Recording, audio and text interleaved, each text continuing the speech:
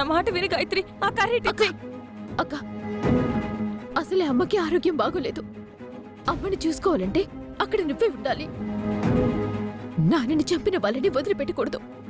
జరిగింది ఏదో జరిగింది. ముందు నువ్వు ఇక్కడి నుంచి వెళ్ళిపో అక్క. గాయత్రి ప్లీజ్. అక్క, నువ్వు వెళ్ళకపోతే నా మీదొట్టే. Excuse me.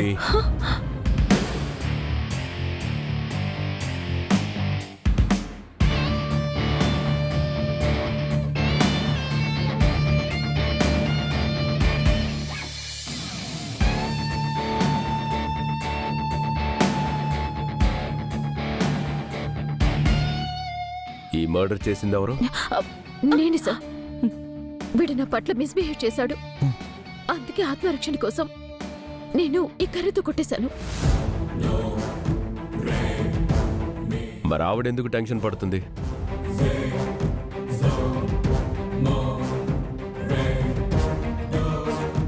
అంటే సార్ అది డోంట్ వరీ, ఎవరు కొట్టారో నేను తేలుస్తాను.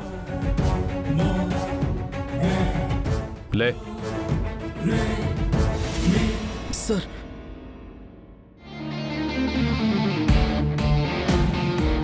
నిన్ను కర్రతో కొట్టింది ఆవిడ ఈవిడ?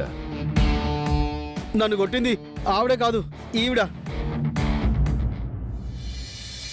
గాయత్రి, ఇదంతా నాటకం.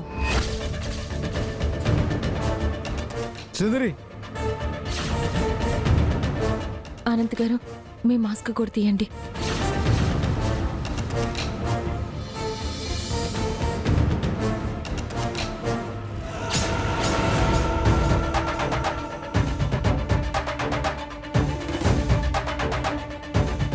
ఏంటి, మీ అక్కని కాపాడుకుంటావా?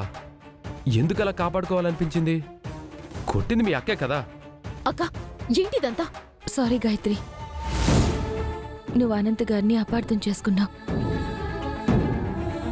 నాన్నని యాక్సిడెంట్ చేసింది బాలాగారేనని, ఆ విషయం అనంత్ గారికి ముందే తెలిసి ఆయన చెప్పలేదని నువ్వు అనంత్ గారికి దూరం అయ్యావు. అయితే దానికి దీనికి సంబంధం ఏంటి? సంబంధం ఏంటా? నువ్వు మీ అక్కని కాపాడుకోవడానికి, మీ అక్కని రక్షించుకోవడానికి నువ్వు నేరం చేసినట్టు ఒప్పుకోవచ్చు. కానీ మా అన్నయ్య ఏ పరిస్థితుల్లో యాక్సిడెంట్ చేశాడో, ఏం జరిగి మీ నాన్నగారు చనిపోయారో మాకు తెలియదు. కానీ ఎక్కడ మా అన్నయ్య విషయం బయటపడితే మన కుటుంబం ముక్కలవుతుందో అని, నువ్వు నాకు తోడుగా ఉంటావో లేదో అని, అలాగే వదిన జీవితం పాడవుతుందని నాలో నేనే కుమిలిపోతూ ఆ అబద్ధాన్ని దాచాను. అన్నయ్యకి సపోర్ట్ చేశాను.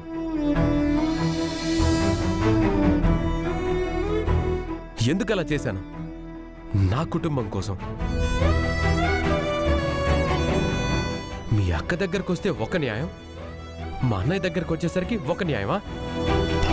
దానికి ఇదే మార్గం. అక్క, నువ్వు కూడా వాళ్ళతో కలిసి నన్ను ఇంత చీట్ చేస్తావా?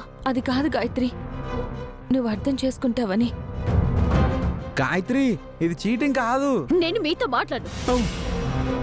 అక్క, అర్థం చేసుకోవటానికి అపార్థం చేసుకోవటానికి మధ్య ఉన్న తేడా తెలియని చిన్నపిల్లని కాదు నేను. సరే, నేను ఒప్పుకుంటాను. వాళ్ళ అన్నయ్య గారిని కాపాడుకోవటానికో, వాళ్ళ కుటుంబాన్ని కాపాడుకోవటానికో ఆ నిజాన్ని దాచాడు అని. కానీ మన నాన్న చనిపోయింది నిజమే కదా? మన నాన్న ఎవరి వల్ల చనిపోయాడు?